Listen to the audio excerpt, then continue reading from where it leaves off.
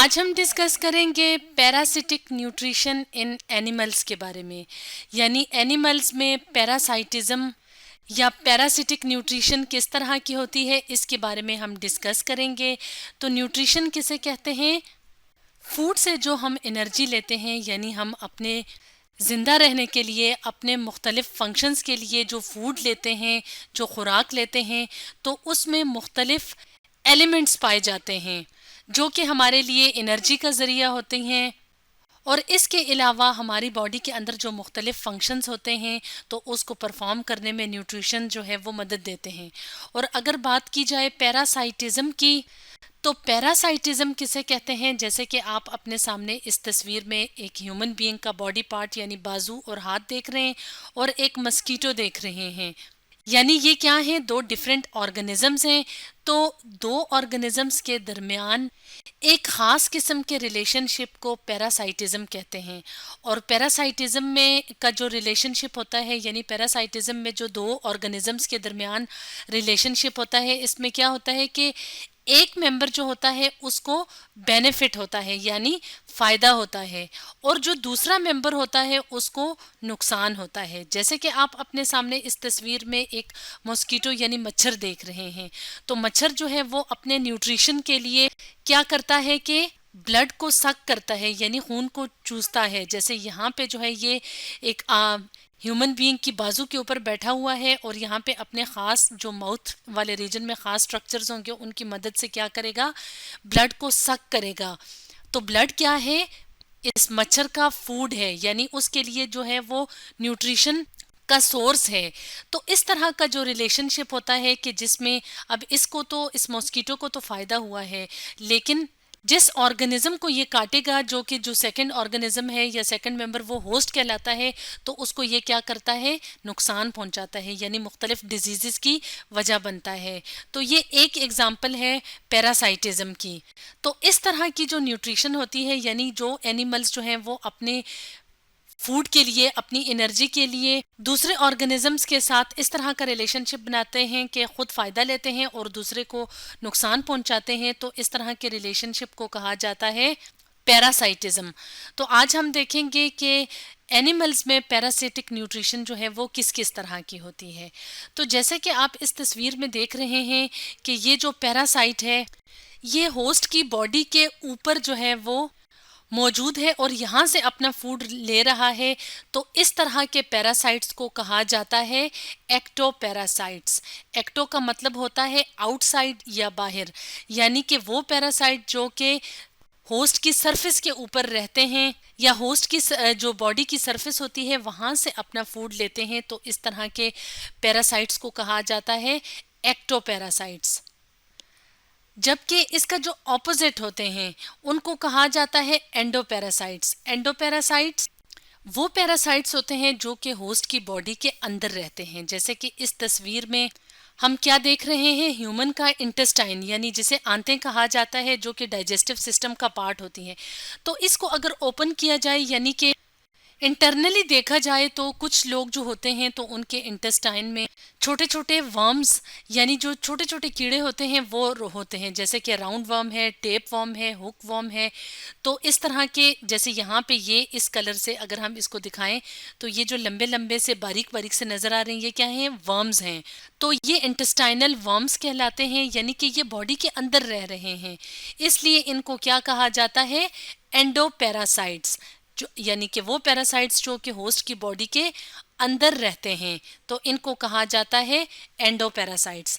तो इस तरह से लोकेशन के लिहाज से हम कहते हैं कि कुछ पैरासाइट्स जो होते हैं वो एक्टोपैरासाइट्स होते हैं और कुछ एंडोपैरासाइट्स होते हैं। तो एक और तरह से भी पैरासिटिक जो एनिमल्स होते हैं उनको क्लासिफाई किया जाता है। तो कुछ जो पैरासाइट्स होते हैं उनको कहा जाता है फैकल्टेटिव पैरासाइट्स। तो फैकल्टेटिव पैरासाइट्स वो पैरासाइट्स होते हैं जो कि अपने होस्ट पे कंप्लीटली डिपेंड नहीं करते, यानी जो पैरासिटिक एक्टिविटी तो कर सकते हैं। यानी जब उनको जो है वो फूड चाहिए होता है तो वो किसी एनिमल की बॉडी के ऊपर रह के या जो है वो अपने होस्ट पे अटैक करके फूड ले सकते हैं। लेकिन ऐसा नहीं होता कि अगर उनको होस्ट जो है वो अवेलेबल ना हो तो उसके बगैर वो उनकी डेथ हो जाए या वो उसके बगैर नहीं रह सकें, ऐसा नहीं होता। बल्कि ये वो पैरासाइट्स होते हैं जो अपने होस्ट के बगैर सरवाइव कर सकते हैं, यानी जिंदा रह सकते हैं। तो इसलिए हम कहते हैं कि फैकल्टेटिव पैरासाइट्स वो पैरासाइट्स होते हैं जो जिनको जो है वो अपनी लाइफ साइकिल के कंप्लीशन के लिए, यानी अपने लाइफ साइकिल को मुकम्मल करने के लिए होस्ट की ज़रूरत नहीं होती। तो इस तरह के पैरासाइट्स को कहा जाता है फैकल्टेटिव पैरासाइट्स। जबकि कुछ पैरासाइट्स ऐसे होते हैं जिनको कहा जाता है ऑब्लिगेट पैरासाइट्स या होलो पैरासाइट्स। तो ये वो पैरासाइट्स होते हैं जो कि अपना लाइफ साइकिल जो है वो अपने होस्ट के बगैर कंप्लीट नहीं कर सकते, यानी ये रिप्रोड्यूस करते हैं या अपने जैसे जो ऑर्गेनिज्म है उसको प्रोड्यूस करने के लिए जो रिप्रोडक्शन का प्रोसेस होता है तो वो कहाँ पे कंप्लीट होता है, होस्ट की बॉडी के अंदर। तो इसकी जो अगर हम ह्यूमन बीइंग्स में बेस्ट एग्जांपल देखें तो वो किसकी है, मलेरिया की। जैसे कि यहाँ पे आप अपने सामने इस तस्वीर में देख रहे हैं, ये छोटे छोटे से जो आपको स्ट्रक्चर्स नजर आ रहे हैं ये उन ऑर्गेनिजम्स के हैं जो कि क्या हैं, ऑब्लिगेट पैरासाइट्स हैं। तो ये अपना लाइफ साइकिल जो है वो कंप्लीट करने के लिए दो ऑर्गेनिजम्स पे डिपेंड करते हैं। एक है मॉस्किटो यानी मच्छर, और जो दूसरा होस्ट है वो कौन सा है, ह्यूमन बीइंग्स यानी इंसान। यानी अपनी लाइफ साइकिल का कुछ पार्ट जो है वो तो इनका जो है वो मॉस्किटो में होता है, और बाकी का जो पार्ट होता है वो कहाँ पे कंप्लीट होता है, ह्यूमन बीइंग्स के अंदर। और यहाँ पे अगर आप देखें, यहाँ पे आपको लिवर यानी जो ह्यूमन बीइंग का जो ऑर्गन है जिसे जिगर कहा जाता है, लिवर, तो उसके अंदर आपको इसकी लाइफ साइकिल के मुख्तलिफ स्टेजेस नज़र आ रहे हैं। तो ये इस तरह से छोटे छोटे सिंगल सेल जो हैं वो ऑर्गेनिजम्स होते हैं जो कि अपने लाइफ साइकिल को कंप्लीट करते हैं होस्ट के अंदर। तो अब ये होस्ट के अंदर यानी अगर हम अपनी बात करें तो इसके काटने से, यानी ये जब खून में शामिल होते हैं तो उससे जो डिजीज होती है उसे हम क्या कहते हैं, उसे हम कहते हैं मलेरिया। तो मलेरिया में क्या होता है कि पेशेंट को जो है वो बुखार होता है, सर में दर्द होता है, सर्दी महसूस होती है। तो इसका मतलब क्या है कि जो होस्ट है उसको नुकसान हुआ है, और जो ये पैरासाइट है ये खुद अपना फूड और जो न्यूट्रिशन है वो ले रहा है। तो इस तरह के जो पैरासाइट्स होते हैं जो अपना लाइफ साइकिल जो है वो होस्ट के बगैर कंप्लीट नहीं कर सकते, उनको कहा जाता है ऑब्लिगेट पैरासाइट्स। तो अब हम कुछ एग्जाम्पल्स देखेंगे पैरासाइट्स की, और वो एग्जाम्पल हम डिस्कस करेंगे ह्यूमन बीइंग्स के अंदर। और कौन से पैरासाइट्स होंगे, एंडो पैरासाइट्स, यानी वो पैरासाइट्स जो ह्यूमन बीइंग की बॉडी के अंदर रहते हैं और मुख्तलिफ डिजीज़ की वजह बनते हैं। तो ह्यूमन बीइंग्स की अगर बात की जाए तो ह्यूमन बीइंग्स के अंदर जो एंडो पैरासाइट्स होते हैं तो वो मुख्तलिफ किस्म के बीमारियां फैलाने वाले ऑर्गेनिजम्स हो सकते हैं। जैसे कि वायरसेस की कुछ टाइप्स होती हैं, बैक्टीरिया की टाइप्स होती हैं, इसके अलावा और छोटे छोटे वर्म्स होते हैं, और कुछ प्रोटोजोन्स होते हैं जो कि ह्यूमन बीइंग्स के एंडोपैरासाइट्स कहलाते हैं। तो सबसे पहले हम जो एंडोपैरासाइट्स को डिस्कस करेंगे तो वो कौन से हैं, वो हैं वायरसेस। यानी कि वायरसेस में कौन कौन से वायरसेस हैं जो मुख्तलिफ डिजीज़ की वजह बनते हैं, और जो कि अपना न्यूट्रिशन जो है वो किस तरह लेते हैं कि वो ह्यूमन बॉडी के अंदर रहते हैं, यानी इन्फेक्ट करते हैं। तो इनमें से कुछ कॉमन जो डिजीजेस हैं तो वो हैं पोलियोमाइलिटिस, जिसको कहा जाता है पोलियो, जिसके बारे में हम अपनी पिछली वीडियो में डिटेल से डिस्कस कर चुके हैं कि उसमें जो पेशेंट है वो माजूर हो जाता है, यानी बॉडी का कोई मसल जो है वो बहुत इतना वीक हो जाता है कि वो प्रॉपर तरीके से फंक्शन नहीं कर सकता। और एक और वायरल इन्फेक्शन की बात करें तो वो है इन्फ्लुएंजा, जिसे फ्लू वायरस भी कहा जाता है। और इन्फ्लुएंजा वायरस की बात करें तो इन्फ्लुएंजा वायरस देखने में इस तरह का बॉडी स्ट्रक्चर रखता है, यानी इस तरह का सिंपल सा इसकी बॉडी का स्ट्रक्चर होता है। ऊपर जो है वो इस तरह से कवरिंग होती है, यानी बॉडी के बाहर इस तरह से नोकीले से स्ट्रक्चर्स होते हैं, और अंदर जो होता है वो सिर्फ इसका जेनेटिक मटेरियल होता है। तो इन्फ्लुएंजा में क्या होता है कि पेशेंट को जो है वो खांसी होती है, बुखार होता है, सर में दर्द होता है, कमज़ोरी होती है, इसके अलावा गले में तकलीफ होती है और नाक बहती है, जिसे राइनाइटिस भी कहा जाता है। तो इस तरह से इन्फ्लुएंजा का जो वायरस है वो बॉडी के अंदर अटैक करता है और पेशेंट की बॉडी के अंदर रहता है, इसलिए इसको एंडोपैरासाइट कहा जाता है। और कुछ जो डिजीजेस होती हैं तो उसके जो पैरासाइट्स होते हैं वो बैक्टीरिया की कुछ स्पीशीज होती हैं। बैक्टीरिया जैसे कि हम जानते हैं कि छोटे छोटे यूनिसेलुलर ऑर्गेनिजम्स होते हैं। तो अगर कुछ कॉमन डिजीजेस की बात की जाए तो इन डिजीजेस में शामिल हैं टाइफाइड, जिसमें कि मरीज को जो है वो फीवर यानी बुखार होता है, इसके अलावा थकन महसूस होती है और पसीना बहुत ज़्यादा आता है। तो ये जो टाइफाइड है ये किसकी वजह से होता है? बैक्टीरिया की स्पीशी की वजह से। और एक और जो डिजीज़ है उसको कहा जाता है ट्यूबरकुलोसिस, जिसे तपेदिक या टीबी भी कहा जाता है। तो ये जिस बैक्टीरियल स्पीशी की वजह से होता है उसका नाम है माइकोबैक्टीरियम ट्यूबरकुलोसिस। और ये जो माइकोबैक्टीरियम ट्यूबरकुलोसिस है ये भी क्या करता है? ह्यूमन बॉडी के अंदर जो है वो इन्फेक्शन करता है। और कहाँ पे इन्फेक्शन करता है? लंग्स के अंदर। लंग्स जिसे हम क्या कहते हैं? फेफड़े कहते हैं। जो हमारे रिस्पायरेशन यानी जो सांस लेने का हमारा अमल होता है, प्रोसेस होता है, उसमें भी मदद देते हैं हमारे लंग्स। तो अगर यहाँ पे देखें तो ये एक हेल्दी लंग है यानी सेहतमंद लंग है या फेफड़ा है।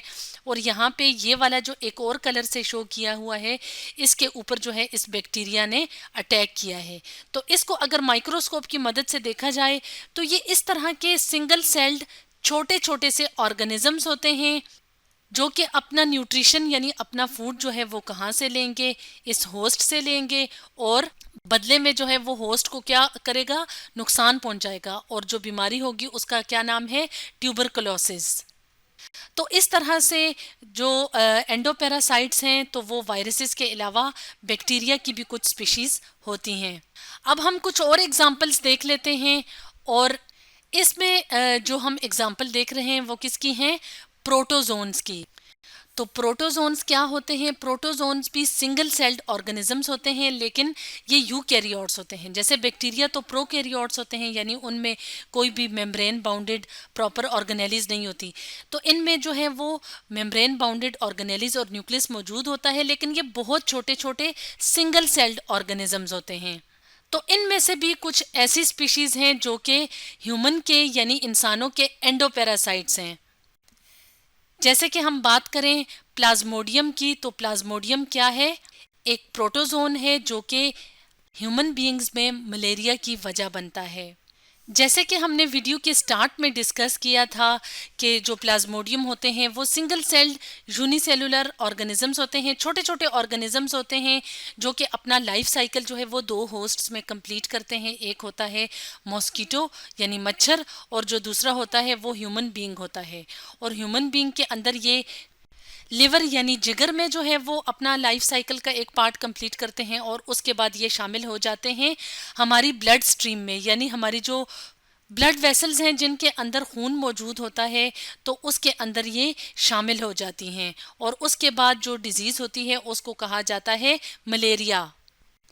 इसके अलावा एक और प्रोटोजोन्स होते हैं जिनका नाम है एंट अमीबा हिस्टोलाइटिका, जो कि ह्यूमन बींग्स में कॉज करते हैं अमीबियासिस, जिसमें कि जो ह्यूमन बींग्स हैं उनके स्टमक में पेन होता है यानी दर्द होता है। इसके अलावा लूज मोशन होते हैं। इसके अलावा कभी कभी बुखार भी हो जाता है। तो इस तरह से प्रोटोजोन्स भी की भी कुछ स्पीशीज़ होती हैं जो कि एंडोपैरासाइट्स होती हैं मैन की। इसके अलावा कुछ छोटे छोटे वर्म्स होते हैं जिनको हेलमिंथ्स कहा जाता है। इनको हम पैरासिटिक वर्म्स भी कहते हैं। तो ये पैरासिटिक वर्म्स भी जो हैं वो ह्यूमन बीइंग की बॉडी के अंदर जो है वो अटैक करते हैं यानी उसको इन्फेक्ट करते हैं और मुख्तलिफ डिजीज़ की वजह बनते हैं। जैसे कि अगर हम एक बहुत कॉमन डिजीज़ की बात करें जिसका नाम है एस्केरियासिस, जो कि बड़ों में भी होती है और छोटों में भी, लेकिन जो बच्चे हैं उनमें बहुत कॉमन होती है। तो इसका जो कॉजिंग एजेंट है यानी जो वर्म है उसका क्या नाम है? एस्केरिस लम्ब्रिकॉइडीज। तो इनको राउंड वर्म्स भी कहा जाता है। जैसे कि हम अपने सामने इस तस्वीर में अगर यहाँ पे देखें तो ये क्या है? ये एस्केरिस लम्ब्रिकॉइडीज की जो है वो तस्वीर है। ये इस तरह के वर्म्स होते हैं यानी कीड़े होते हैं जो कि कहाँ पे होते हैं? इंटेस्टाइन के अंदर यानी आंतों के अंदर, जो कि हमारे डाइजेस्टिव सिस्टम का एक पार्ट है। तो इसमें क्या होता है कि जो एब्डोमिनल एरिया है यानी पेट वाला जो एरिया है इसमें बहुत ज़्यादा दर्द महसूस होता है। इसके अलावा वॉमिटिंग की फीलिंग होती है यानी उल्टी का एहसास होता है। तो इस तरह से इस बात का क्या मतलब है कि ये जो वर्म्स हैं तो ये भी ह्यूमन बीइंग्स में मुख्तलिफ डिजीज़ की कॉज बनते हैं।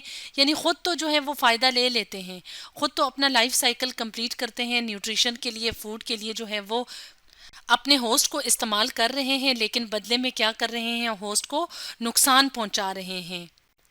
तो स्टूडेंट्स, आज हमने डिस्कस किया पैरासिटिक न्यूट्रिशन इन एनिमल्स के बारे में।